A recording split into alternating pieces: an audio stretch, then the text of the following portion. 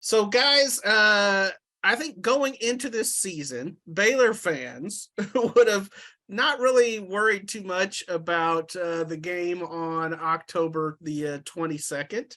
A game they probably took for granted is suddenly a lot more ominous as the 5-2, formerly nationally ranked Kansas Jayhawks come into Waco.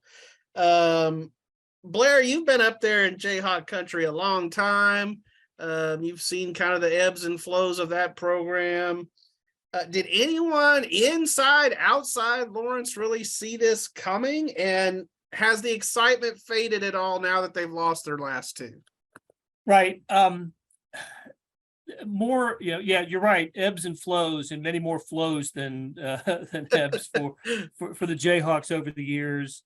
Nobody outside of their locker room saw this coming. There's no way you could have. Second year of Coach Lance Leipold, and even though there were some signs in the first year that he was the right hire for Kansas, you could not have anticipated a 5-0 start. When we were kind of counting up the potential W's and L's like we all do with the teams that we cover, and we're trying to figure out what the final record might be, what bowl game they might go to. I had him, I had him at 3, and that was over the over under of 2.5 that the Las Vegas line had set for him. So, and I was struggling to find that third. I was just thinking I'll give Lance Leipold the benefit of the doubt, but here they go. They beat their 1AA or FCS opponent easily in the first game, and that was actually a hint that when they took care of business, that this might be a different type of team. But then to go to West Virginia, to go to Houston and win those games, that just that really got people around Kansas community energized about this team. And then they followed it up, of course, with win over Duke and the win over Iowa State. So they have lost their last two to TCU and to Oklahoma, but I don't think the energy level has dissipated at all from the Kansas fans. They're still pretty juiced about this team. Yeah. We've talked a lot about him on the podcast this year. To me, the story of the Big 12, if not all of college football. I mean, because, again, like you said, I don't think really any of us saw this coming. And one of our local media guys that we had on the pod last week said that all Lance Leipold really has to do is win maybe one more game, and he's the Big 12 Coach of the Year. I mean, and that's taking nothing away from Sonny Dykes or Mike Gundy or any of those other guys, but what a job that he's done. No doubt. Interesting background with him. Won 6 NCAA championships at Wisconsin Whitewater. That's Division III. Spent some time as an assistant on the Frank Solich staff at Nebraska, and became a head coach at the University of Buffalo in the MAC, and turned Buffalo around, had some success there.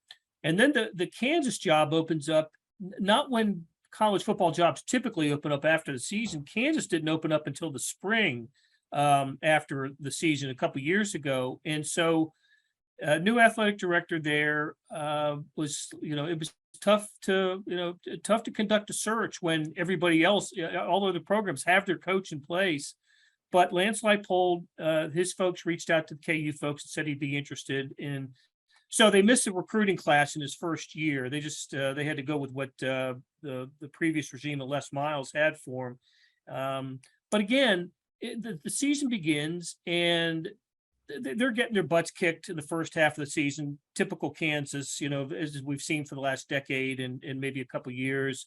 But in the second half of the season, they start to play teams close. They played Oklahoma close, much closer than anybody expected, and Kansas led that game in the fourth quarter. And then, of course, they go down to Austin and beat Texas, which was a stunning outcome.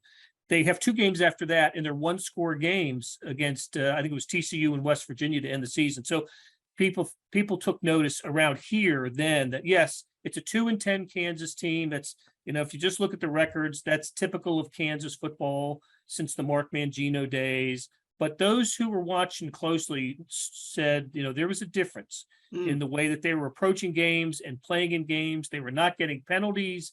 They were not turning the ball over. They were doing things that winning teams do.